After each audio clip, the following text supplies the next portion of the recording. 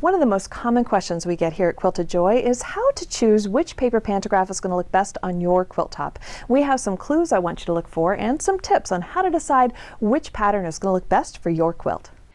This is a quilt done by Sherry, and it's a patriotic quilt, so it has stars in the fabrics and stripes, and that gives you a leaping off point of potential pantographs that may work on this quilt. So this one's a little easy because it does have that patriotic vibe to it, and so this is a pantograph that will look perfect on this quilt. This one has those same stars that she has in her fabrics to echo back what we see in the quilt top. This one is called Swirly Stars. It's 13.5 inches, so it's going to be really great for my big machine. I have a 30-inch Millennium, a Milli 30, and so I can absolutely do a pantograph that big on my big old machine and cover as much ground with each pass as possible. So sometimes you look at the fabric and echo back the shapes that are in the fabric, and that will help you select a pantograph. And sometimes you need to pay attention to the genre of the quilt top. So take a look at this one. This is Nancy's quilt. And so we have a very traditional double wedding ring. And there's some opportunities here to look at the fabrics that are chosen for this double wedding ring and echo those back. So there's small kind of flowers or smaller designs, very traditional shapes. I want you to, in particular, notice this patch up here and those kind of leafy, kind of Baroque kind of shapes, because I'm going to show you a pantograph here in just a minute that will echo that kind of look.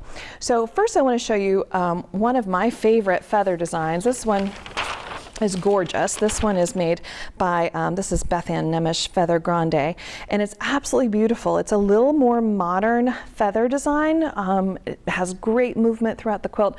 It would be beautiful, but if Nancy's wants something a little more traditional, then this may not be the best choice. If she doesn't want to go a little more modern, she wants to stay traditional, this may not be the best choice for her quilt top. It's absolutely gorgeous though. If it were my quilt top, I'd probably choose this one because I really love the look of that one stitched out. So remember I told you to pay attention to that one patch of fabric, and we're going to kind of echo that. So take a look at this pantograph and how it has those same kind of shapes in the pantograph that we found in that fabric. This is Lawrence Phoenix, and this one is absolutely gorgeous stitched out as well. It has some nice movement, some nice curl, but it still is more traditional to give a nod to that very traditional 30s-esque wedding ring quilt. And then finally, I want to show you this last one. This one is Mandarin lace. So it's got a little more, it's not super modern, but it's not super traditional either, but it has a lot of flowy, kind of flowery shapes to it that mimic a lot of those flower patterns that are going on in all of the different fabrics in Nancy's quilt. So when picking out the right pantograph for your quilt, look for clues. You may find them in the fabric design. That may give you a chance to mimic what's happening in the fabric. It may be the genre of the quilt, and that gives you some clues as to which pantographs will look well on your quilt. It may be the gender of the person that quilt is going to. I'm going to choose a very different pattern to put on a quilt for a teenage boy than I might for my aunt who's going to snuggle up on the couch with it. So look for clues and you'll find the right pantograph for your quilt too.